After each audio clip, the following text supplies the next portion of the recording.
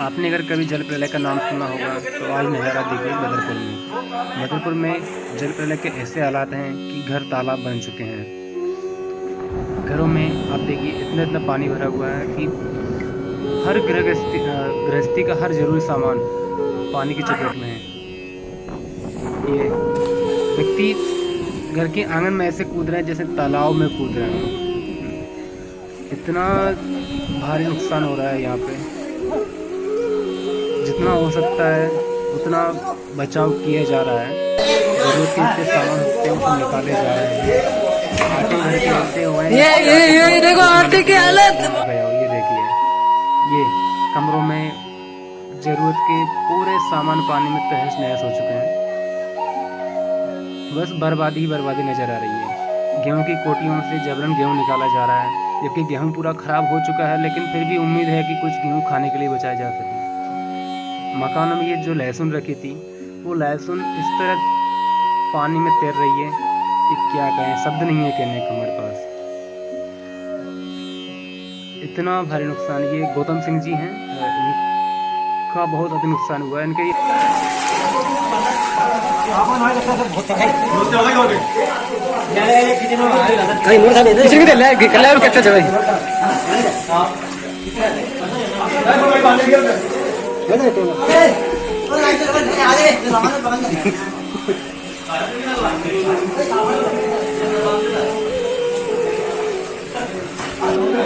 पानी की आफत ऐसी बरसी है, कमरों में, आंगन में, घरों में बस पानी पानी। कितना सामान बचाएंगे, थोड़ा सा बचेगा। किचन देखिए, किचन के बर्तन ऐसे बाहर तैर रहे हैं जैसे कि स्विमिंग पूल में आदमी ट्यूब पे बैठ के तैरता हो। ये देखिए, बर्बादी का सबसे ज़्यादा अधिक खतरनाक नज़ारा बदरपुर में देखने को मिल रहा है। शहरी जीवन और ग्रामीण जीवन में आप अंतर समझ लीजिए। शहरी जीवन में व्यक्ति के पास केवल सीमित वस्तुएं होती हैं, जीवन यापन के सीमित साधन होते हैं, लेकिन ग्रामीण जीवन में जीवन यापन की कुछ अधिक वस्तुएं, फसल, मवेशियों का चारा पानी और गृहस्थी के जरूरी सामान, कृषि के जरूरी सामान, कृषि यंत्र, बहुत कुछ। आप भी जानते हैं ग्रामीण जीवन में कितना कुछ होता है।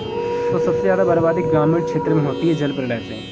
शहरी क्षेत्र में तो सीमित बर्बादी होती है, लेकिन ग्रामीण क्षेत्र में महाबर्बादी होती है। जल प्रलय का ये महाबर्बादी का नज़ारा बदरपुर में आप देख सकते हैं। जहाँ तक नजर आ रही है सिर्फ पानी पानी है।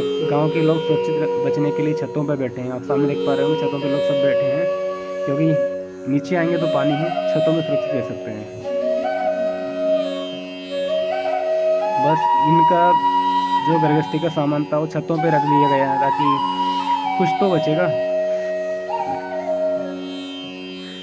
गेहूं, ये देखिए, गेहूं के ढेर लगे हुए हैं, पूरे गेहूं पानी में भीग चुके हैं। और अगर ऐसा ही बना रहा मौसम, अगर नहीं खुला ना, तो ये गेहूं यहाँ रखे रखे उगाएंगे। बर्बादी बहुत ज़्यादा हो रही है। यहाँ कोई सरकारी बचाव दल नहीं है, या ग्रामीण क्षेत्रीय लोग आपस में एक दूसरे के बचाव में लगे हुए हैं। गांव के लोग ही बचाव दल की तरह कार्य कर रहे हैं। सब सामान सुरक्षित निकालने में एक दूसरे की मदद कर रहे हैं। ये जो नज़ारा है पार्वती नदी का है। पार्वती नदी के इस महारौद्र रूप की वजह से ही हमारे इन गाँवों में जल आया है। ये जो प्रलय है ये पार्वती नदी के बढ़ते जलस्तर की वजह से है। इतना खतरनाक जलस्तर पार्वती नदी में बढ़ रहा है कि उसकी वजह से हमारे गांव में इतना खतरनाक पानी आया है।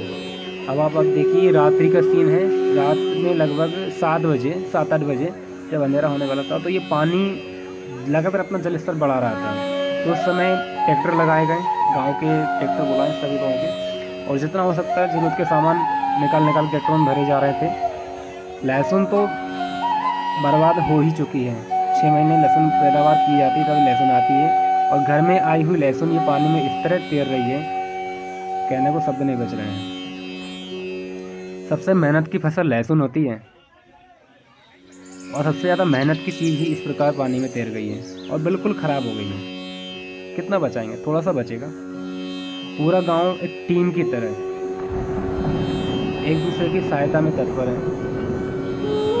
मासूम बेबस किसान बस हाथों में फसल लेकर देख रहे हैं, देखने के अलावा और क्या कर सकते हैं। और कोई उम्मीद भी तो नहीं है। सभी ग्रामवासी बस एकजुट होकर इसी कार्य में लगे हुए हैं कि जितना बचाव हो, जितनी कोशिश की जा सके उतनी कोशिश कर रहे हैं। ये देखिए, लहसुन को घर में इकट्ठा कर रहे हैं, पानी के ऊपर लहसुन तैर रहे, इसको घर में बंद कर दिया ताकि ये पानी बह के बाहर ना जाए, लेकिन वो सुरक्षित नहीं हो पाएगी, वो गई। बहुत बुरे हालत हो रहे हैं भाई यहाँ पे।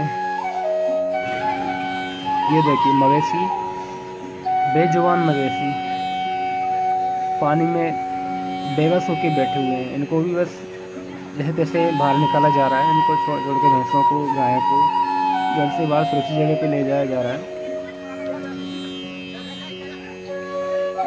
इस पानी की प्रलय से बेजुबान ज़्यादा परेशान है। इंसानों को तो रोटी पानी कहीं से भी मिल जाएगी, व्यवस्था हो जाएगी, मोल पैसा देके इंसान के लिए भोजन मिल जाता है, लेकिन बेजुबान जानवरों के लिए जो चारा होता है वो पैसों से भी बहुत मुश्किल से मिलता है। हर तरह की बर्बादी हो रही है। जगह जगह पशुओं के लिए भुस्से रखे थे, सारे भुस्से बर्बाद हो चुके हैं। ट्रैक्टर से इन घर वालों को बाहर ले जाया गया है, ट्रैक्टर में बैठा बैठा के इन घर वालों को सुरक्षित जगह पर ले जाया गया। ये रात का सीन है। रात में जब गांव के लोग ही बचाव दल की तरह कार्य कर रहे थे और सबको सुरक्षित दूसरे घरों पे या जहाँ पानी नहीं पहुँचता है वहाँ ले जा रहे थे। और अब ये दिन का सीन देखिए, रात को लगभग 7 बजे से मतलब घरों में पानी पूरी तरह भर चुका था, और ये दिन का सीन है 10 बजे के समथिंग, सुबह 10 बजे का। अब भी पानी का जल स्तर लगातार बढ़ रहा है, बिल्कुल जल कम होने का नाम नहीं ले रहा है।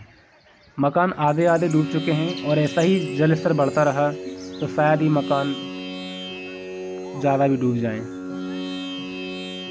जहाँ तक नज़र जा रही है, फसल मकान सब पानी की बर्बादी में नज़र आ रहा है। जल का ये रौद्र रूप हमारे गांव में पहली बार देखने को दिख रहा है। हर घर में बस इस तरह पानी का नज़ारा। जहाँ तक हम देख सकते हैं, गांव के हर गली हर मोहल्ले में ये पानी का भयावह रूप देखने को मिल रहा है। ये बहता हुआ पानी नहीं है, ये थमा हुआ पानी है। पार्वती नदी का जो जल स्तर है उसका बढ़ने से ये पानी उल्टा हमारे घरों में, हमारे गांव में बढ़ता जा रहा है। जल का ये रौद्र रूप लगातार बढ़ रहा है, लगातार घरों में पानी बढ़ता ही जा रहा है। इसका कम होने का कोई नाम ही नहीं है। अब बस उम्मीद है, तो शासन से उम्मीद है। बचाव दल की हमें यहाँ ज़रूरत नहीं लगी, क्योंकि हमारा गांव ही एक बचाव दल की तरह एक दूसरे की सहायता कर लेता है, तो साहसी बचाव दल की यहाँ ज़रूरत नहीं है। लेकिन अब उम्मीद है तो शासन से इस बात की है कि जो नुकसान हुआ है उसकी कुछ भरपाई हमें शासन दे सके। गांव के 50% घरों में ये महाप्रलय देखने को मिली है, और सामान ट्रैक्टर में भर के अस्पताल